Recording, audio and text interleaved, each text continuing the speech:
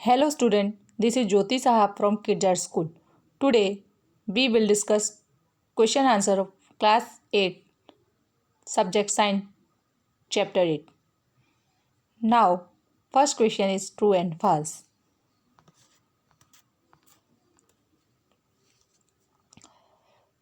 Number 1 point, unicellular organism have one cell body. जो unicellular organism होता है क्या उसकी वन सेल बॉडी होती है? यस, तो answer is true. Muscle cells are branch. Muscle cells branch होती हैं? नो, मसल सेल्स ब्रांच नहीं होती हैं, इसलिए answer is false. The basic living unit of an organism is an organ.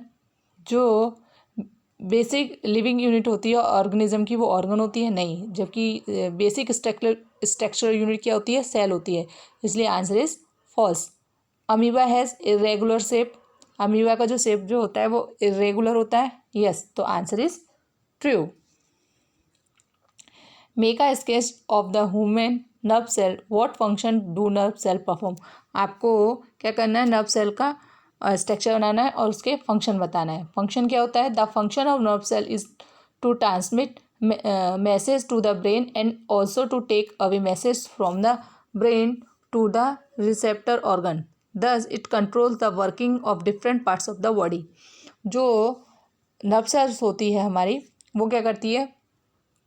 Brain से मैसेज देती है, ब्रेन को मैसेज देती है और ब्रेन से मैसेज लेती है, पूरे बॉडी पार्ट्स को देती है. इस तरह से जो क्या होते हैं हमारे बॉडी पार्ट जो होते हैं शरीर के, वो वर्क करते हैं.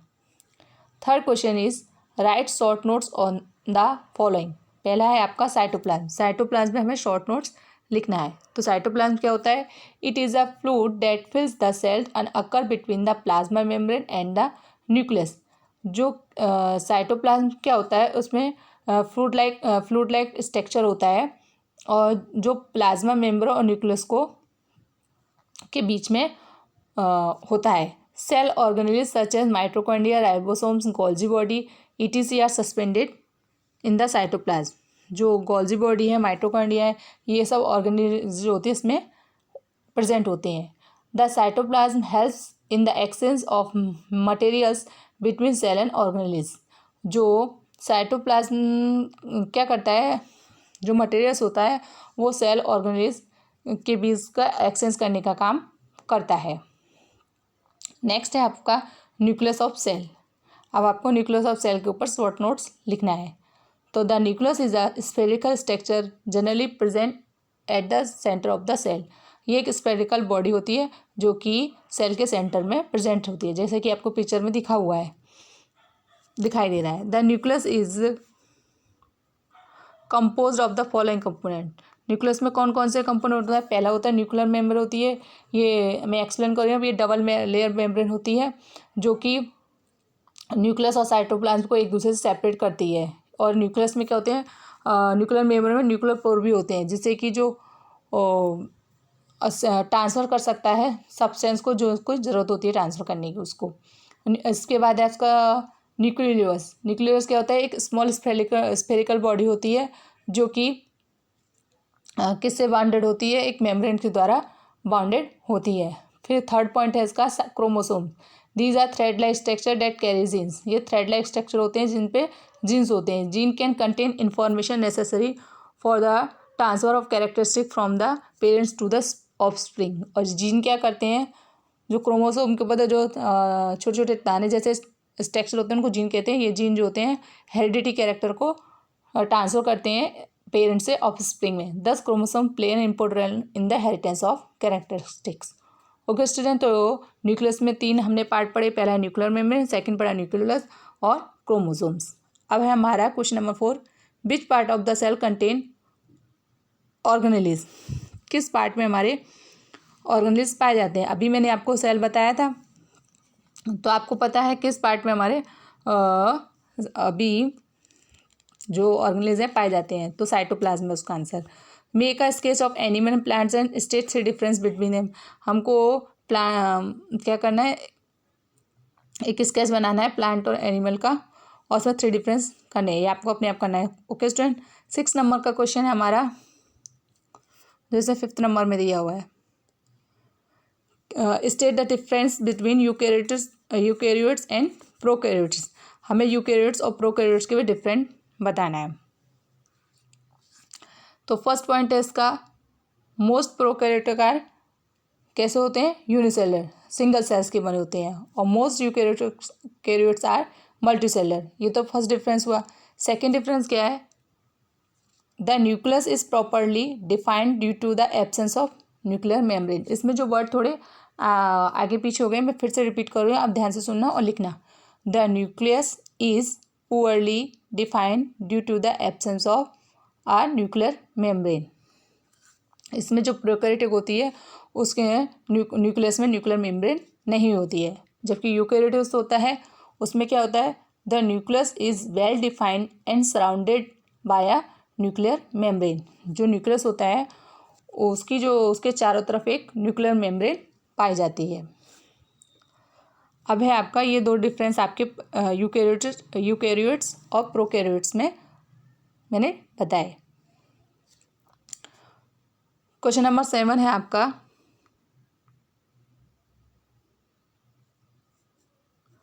इसमें एक पॉइंट और दिया हुआ है कि cell organelles such as plastids Golgi body are absent. जो प्रोकैरियोट्स है उसमें ये एब्सेंट होते हैं, जबकि सेल ऑर्गेनिज जैसे प्लास्टिस, माइटोकॉन्ड्रिया, गोल्जी बॉडी इसमें प्रेजेंट्स होते हैं। और ये जो एग्जांपल प्रोकैरियोटिक का आपका ब्लू ग्रीन एल्गी है, और जबकि यूकैरियोटिक का आपका एग्जांपल है fungi, plants and animal cells. Okay student, ये आपके जो डिफरेंस हो गए यूकैरियोट्स और प्रोकैरियोट्स में। वेयर क्वेश्चन नंबर 7 है, where are the chromosome found in a cell state their function. कहाँ पे आपके जो है क्रोमोसोम्स पाए जाते हैं। तो अभी मैंने आपको न्यूक्लियस पढ़ाया था, तो क्रोमोसोम हमारे कहाँ पाए जाते हैं, ये जो थ्रेड लाइक स्ट्रक्चर वो कहाँ पाया जाता है, न्यूक्लियस में पाया जाता है। और इसका फंक्शन क्या होता है, क्रोमोसोम से मैंने बताया था जीन होते हैं जो कि हेरिडिटी कैरेक्टर को पेरेंट्स से ऑफिस में कैरी करने में मदद करते हैं। ओके स्टूडेंट, अब क्वेश्चन नंबर 8 है, cell are basic structural unit of living organism, explain. कैसे सेल जो है आपकी बेसिक स्ट्रक्चरल यूनिट है उसको हमें बताना है। तो cell constitute various component of plant and animal. A cell is a smaller unit of the life and is capable of living function. जो सेल जो होती है वो सारे लिविंग फंक्शन करने के लिए कंप्लीट होती है, और सेल स्मॉलेस्ट यूनिट होती है।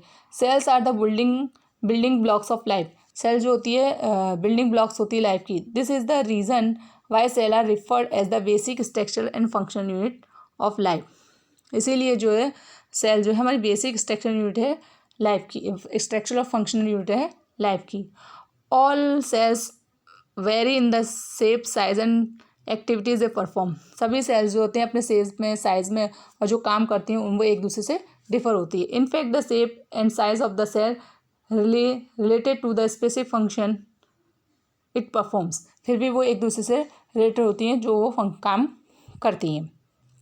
ओके स्टूडेंट, हमारा क्वेश्चन नंबर 9 है, explain why chloroplast are found only in plant cell. केवल प्लांट सेल में ही क्लोरोप्लास्ट क्यों पाया जाता है। Chloroplast are found only in plant cell, they contain a green pigment called chlorophyll. जो क्लोरोप्लास्ट है वो प्लांट में पाया जाता है, हमें एक्सप्लेन करना है इसके बारे में। ओके स्टूडेंट, कि क्लोरोप्लास्ट है जो प्लांट सेल में पाया जाता है उसको एक्सप्लेन करो, वो क्या काम करता है, ठीक है, और कैसे इसकी वैल्यू है प्लांट में। तो chloroplast are found only in plant cell, they contain a green pigment called chlorophyll. इसमें एक ग्रीन पिगमेंट होता है जिसे हम क्लोरोफिल कहते हैं। This pigment is important for photosynthesis in green plant.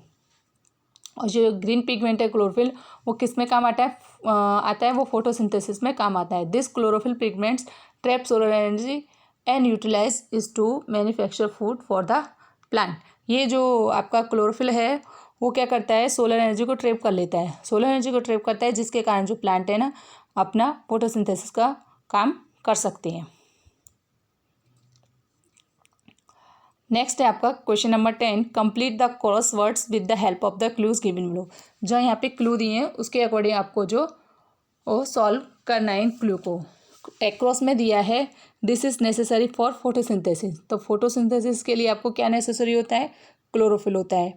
और डाउनवर्ड में दिया है ग्रीन प्लास्टिस, ग्रीन प्लास्टिस आपका क्या होता है, क्लोरोप्लास्ट होता है। तो ओके स्टूडेंट, ये पजल्स आपको अपने आप सॉल्व करनी है। यहाँ पर जो मेरा चैप्टर का एक्सप्लेनेशन ख़त्म होता है, चैप्टर की एक्सरसाइज का एक्सप्लेनेशन जो मैं आपको दे रही थी वो फिनिश होता है। Thank you student, okay bye.